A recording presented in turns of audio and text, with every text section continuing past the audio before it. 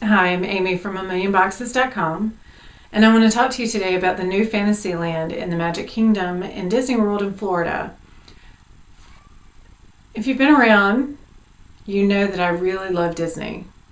Love to go to Disney World. I've traveled since I was a child, with my own children, with family, with friends, the whole shebang.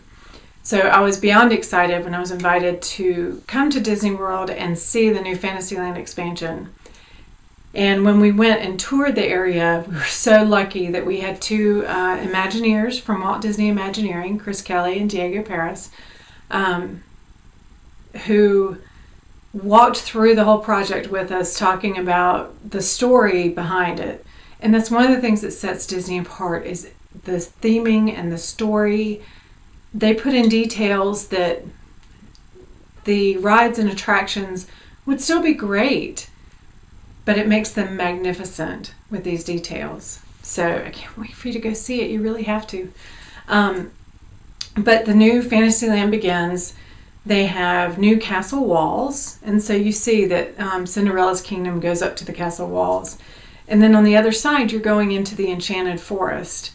And there you're going to find Belle's The Village, her father's cottage, the new attraction, Enchanted Tales with Belle, that's so cute and fun, and parts for everyone. Very interactive.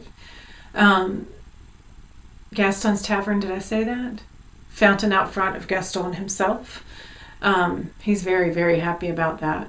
The beautiful mountainside where the sort of rugged Beast Castle is, and that's where the beautiful Be Our Guest restaurant is. We were able to eat there. It's incredible.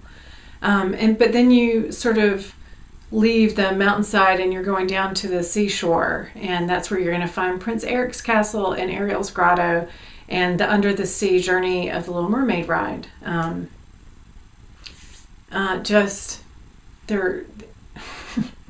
The attractions are beautiful, but one of the things I think it brings is a needed sort of green space into Fantasyland. In the existing Fantasyland, there's a whole lot of cement. And this brings in sort of this beautiful countryside, which brings in more trees and shade. Thank you very much, in Florida. And the mountainside that has a waterfall coming down. It's so pretty. And I think, one of the things that I've always enjoyed, just walking through the parks, be it at Magic Kingdom, Epcot, Hollywood Studios, Animal Kingdom, the beauty within the parks, just walking through, is an attraction all on its own. And New Fantasyland is just incredibly gorgeous. They think of everything. When you're going into the queue, the line for Journey of the Little Mermaid, you start and it's almost like you've come up off the beach. And it's sort of sandy and rocky, and it's interactive. They have a little crab that you're going to have some fun with. But as it winds around, as the lines need to do at Disney, you end up moving sort of from the beach. It's all inside, covered. Thank you. But you're really clearly starting to move to where you're underneath the castle. You'll start to see the columns, and then you're in a big, sort of almost rotunda room. Beautiful quotes painted on the ceiling. I have some pictures that I'll put at the end of this.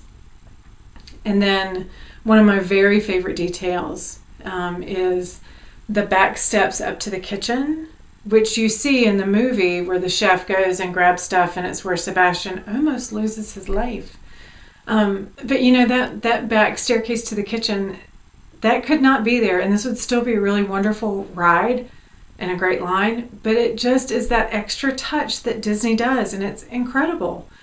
A whole nother part is that where Toontown used to be, they have turned that into Storybook Circus, and they moved Dumbo, and now there are two of the Dumbo rides, and they're side by side, and they share a covered interactive waiting area. And parents everywhere rejoiced. Because all of us who have traveled there with smaller children at one point in time have probably waited in the very hot Florida sun for the Dumbo ride. No more. Covered waiting, things for the kids to do, a pager to let you know when it's your turn to ride. Unbelievable.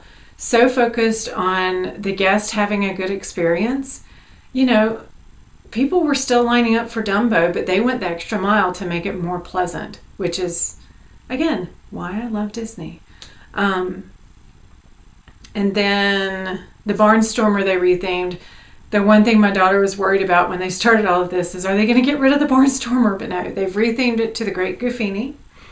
Very cute. There's Pete's Silly Sideshow that has character interaction and Big Top Gifts, I think.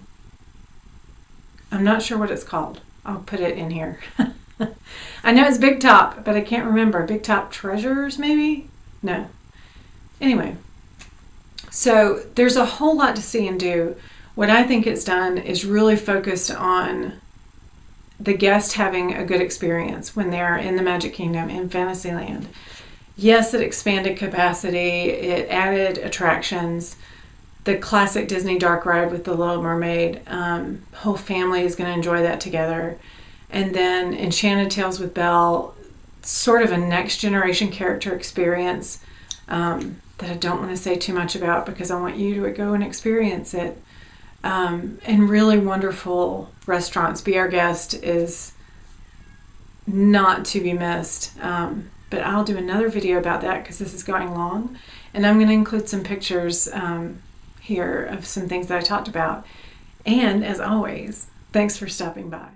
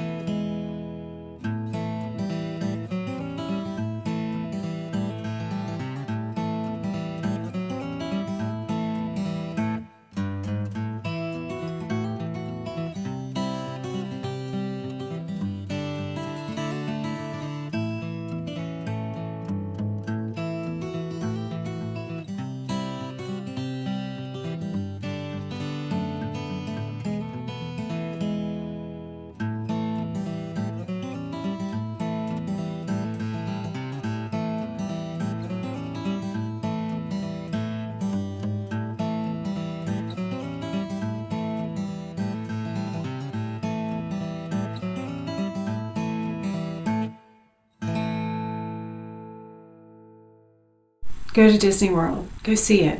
Really, you need to.